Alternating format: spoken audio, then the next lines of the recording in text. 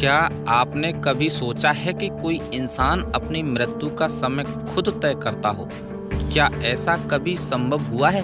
तो सुनिए एक ऐसे अमर योद्धा की कहानी जिसने मृत्यु से कहा, अब नहीं, जब मैं चाहूँ तब आना। अगर आप ऐसी ही अद्भुत और रहस्यमय कहानियों को जानना चाहते हैं तो चैनल को जरूर सब्सक्राइब कर लीजिए, क्योंकि ऐसी बातें हर जगह नहीं मिलती। ये कहानी है पितामह भीष्म की। वो सिर्फ योद्धा नहीं थे, वो एक अष्टवस्तु का अवतार थे। नाम था धौवसु।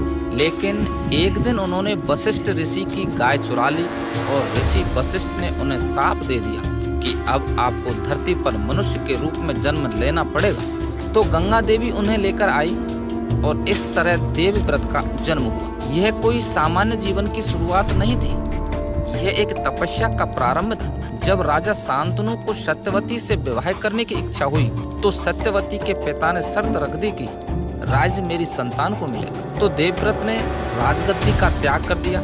लेकिन जब उन्होंने देखा कि उनके पिता अब भी दुखी हैं, तब उन्होंने एक ऐसा व्रत लिया जिसने स्वयं देवताओं को हिला दिया। उन्होंने कहा, मैं जीवन भर ब्रह्मचारी रहूंगा, कभी विवाह नहीं करूंगा। और तभी उन्हें नाम मिला भीष्म, जिसका अर्थ है भीषण व्रत लेने वाला। भीष्म के इस त्याग से प्रसन्न होकर उनके पिता शांतनु ने उन्हें एक दुर्लभ वरदान दिया कि तुम जब चाहो तभी मृत्यु को स्वीकार करोगे। यानी मृत्यु भी भीष्म की अनुमति के बिना उन्हें छू नहीं सकती।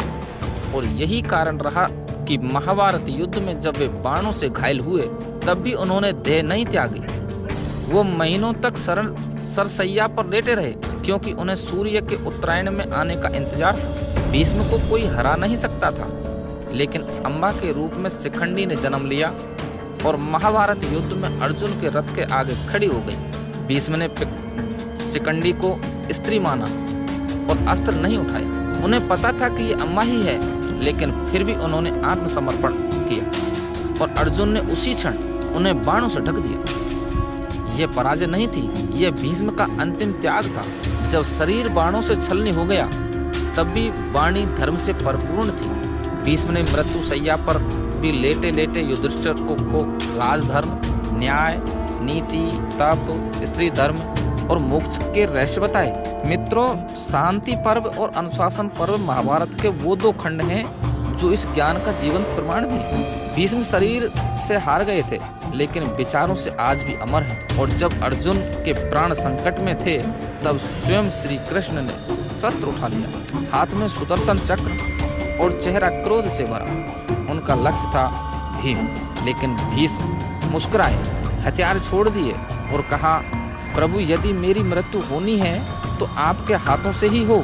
यह योद्धा का नहीं, यह एक भक्त का समर्पण था। दोस्तों, भीष्म ने सूर्य के उत्तरायण में माघ शुक्ल अष्टमी को अपनी देह त्यागी।